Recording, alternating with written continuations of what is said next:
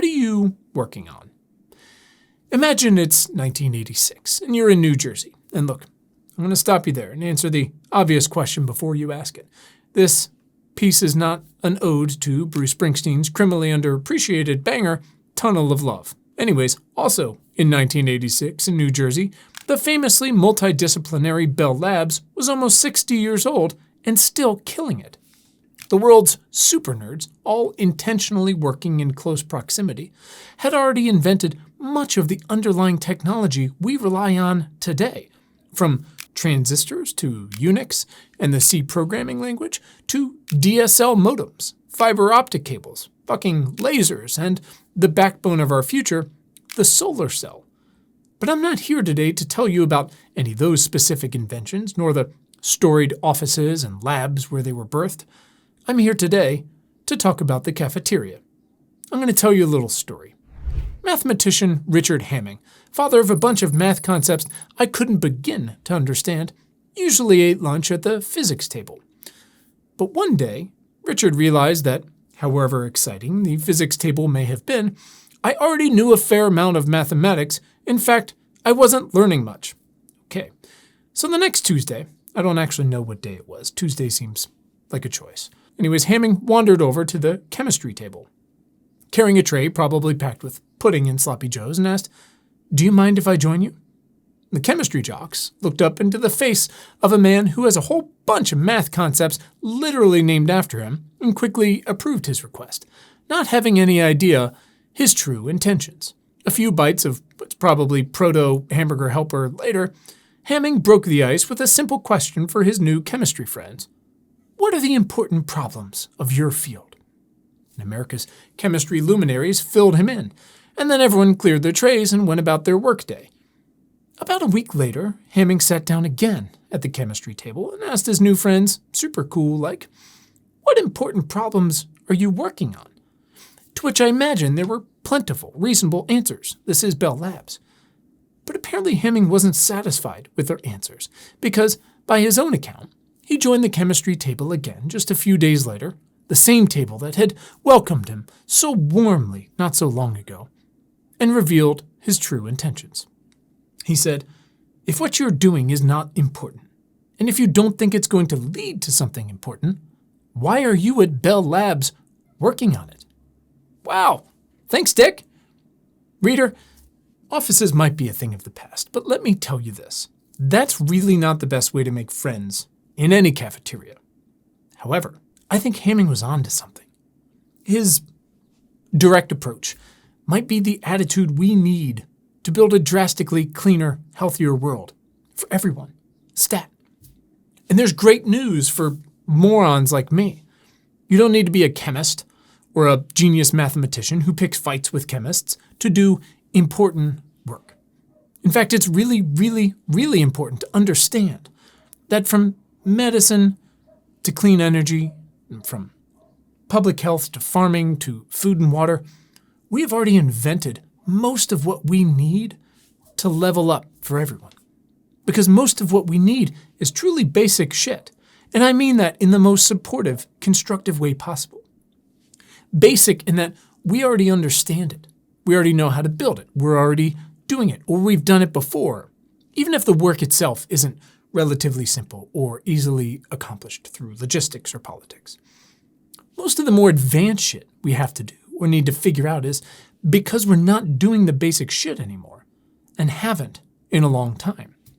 Examples include promoting, teaching, and celebrating blue-collar work, keeping track of and repairing, much less upgrading, our physical infrastructure, or reinventing our policies with old-school carrots and sticks so we can build the fundamental infrastructure of tomorrow, of things and people. In my most deluded moments, I used to imagine that all of the Make America Great Again red hats were in fact yellow hard hats. And when they said America, they were referring to American infrastructure, like when we once built transmission lines at the rate we need to build over the next 10 years. We actually did that.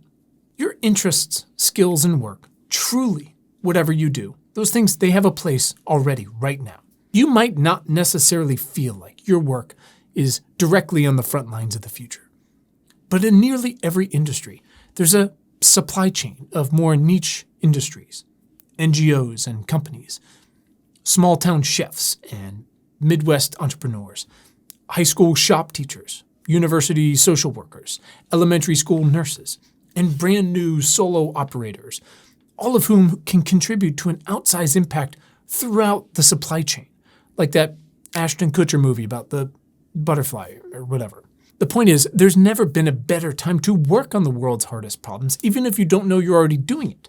Whether you're a CEO or a nurse, a policymaker, an epidemiologist, someone who makes those graphs online with the plugins, or a wind turbine technician. Everyone comes to us asking, what can I do? And I've said it a trillion times. The most direct answer is always, what can you do? Not just, what are you capable of? But more specifically, per Hamming, what is it you'd say you do here? Because here's the thing. We don't have a lot of time to fuck around. Frank Jewett, the founding director of Bell Labs, said his aim was for the place to be an instrument capable of avoiding many of the mistakes of a blind cut-and-try experimentation. It is likewise an instrument which can bring to bear an aggregate of creative force on any particular problem which is infinitely greater than any force which can be conceived of as residing in the intellectual capacity of an individual. It's time to work together, to work on our biggest problems, many of which result from not doing the basic shit that we know how to do and that we know works, the stuff that lifts everyone up. We have to do this work every single day to recover those things, to build them new. Look, we're happy to provide you with a growing list of the most effective organizations, companies, policies, legislation, educational resources, campaigns, and again, like before, e-bikes, right? Places you can donate to or support or buy or invest in or march in the streets for. And that's all great, and there's more coming. But when you're done with those, in between those, it is time to use your time to work. It's time to ask questions of ourselves in our time like, what the hell do I do all day? And what does my organization make? And, okay, but why? And is that important? Because from transmission to childcare, to nursing, to fusion, to air cleaning in schools and offices, to solar permitting, to immigration, to writing climate fiction, to illustrating climate fiction, to wastewater monitoring, reinforcing aqueducts, to literally writing ad copy. This is it. This is the moment. Yeah, for sure, transistors and such have been transformative for everything from personal computing to genome science, making everything more convenient everywhere. But as I argue to nearly everyone, and as Tyler Cohen recently wrote about, we are only now, after all that, and because of all that, entering an area that he calls truly radical technological change. The climate era and the AI era converging all at once means we're barreling into a time none of us can predict, and none of us are prepared for. So to me, the very, very least we can do is important work that rebuilds, reinforces, and drastically expands the underlying safety net so many of us have been so lucky to rely upon. And I promise you, you can not only do this work, you can lead.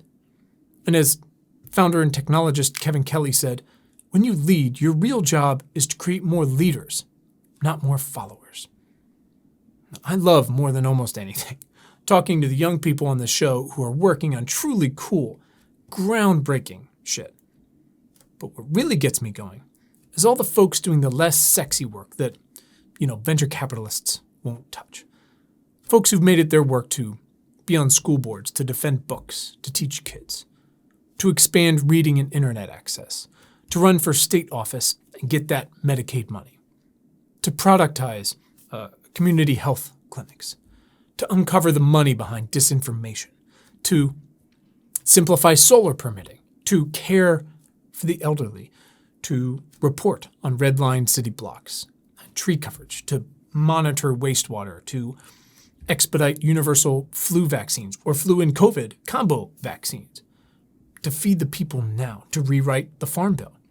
to electrify school buses and post office trucks, to actually create and staff offices of environmental justice, to train more nurses and electricians, to write solar punk fiction, to whip for child tax credits, to make a better burger.